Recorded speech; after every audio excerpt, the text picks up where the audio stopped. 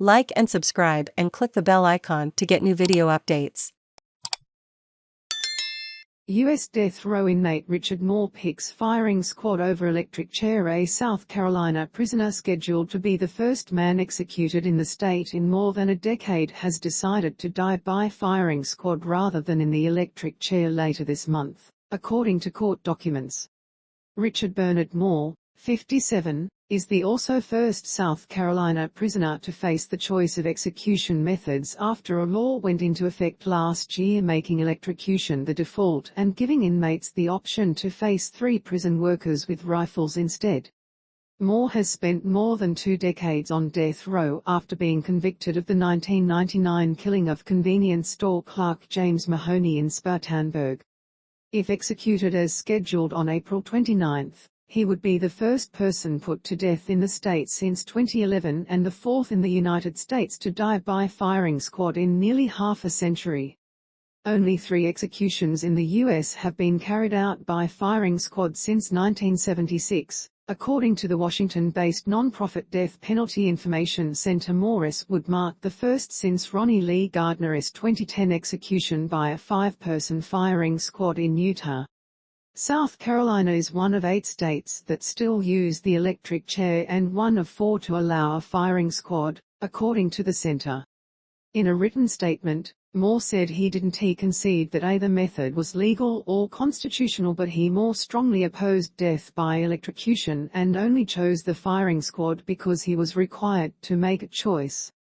I believe this election is forcing me to choose between 2 unconstitutional methods of execution, and I do not intend to waive any challenges to electrocution or firing squad by making an election, Moore said in the statement.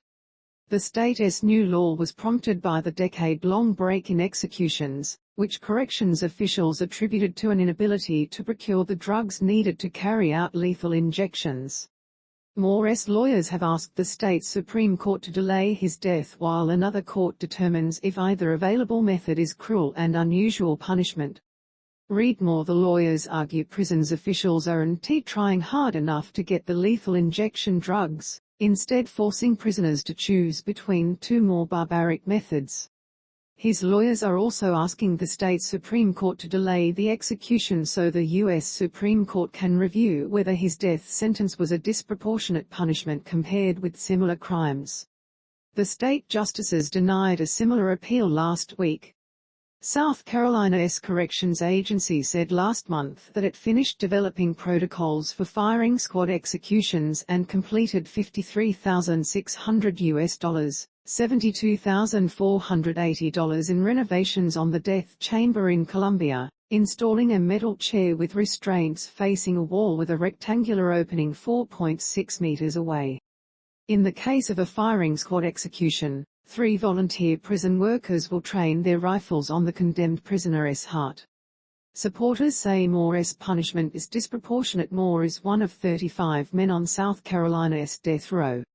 The state last scheduled an execution for Moore in 2020, but it was delayed after prison officials said they couldn't obtain lethal injection drugs.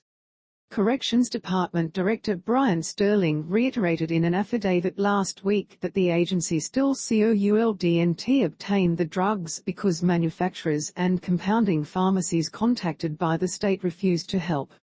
During Moore's 2001 trial, prosecutors said Moore entered the store looking for money to support his cocaine habit and got into a dispute with Mahoney, who drew a pistol that Moore wrestled away from him. Mr. Mahoney pulled a second gun, and a gunfight ensued. Mr. Mahoney shot Moore in the arm, and Moore shot Mr. Mahoney in the chest. Prosecutors said Moore left a trail of blood through the store as he looked for cash, stepping twice over Mr. Mahoney. At the time, Moore claimed that he acted in self-defense after Mr. Mahoney drew the first gun. Moore's supporters have argued that his crime doesn't rise to the level of a death penalty offense. His appeal lawyers have said that because Moore didn't bring a gun into store, he couldn't have intended to kill someone when he walked an AP.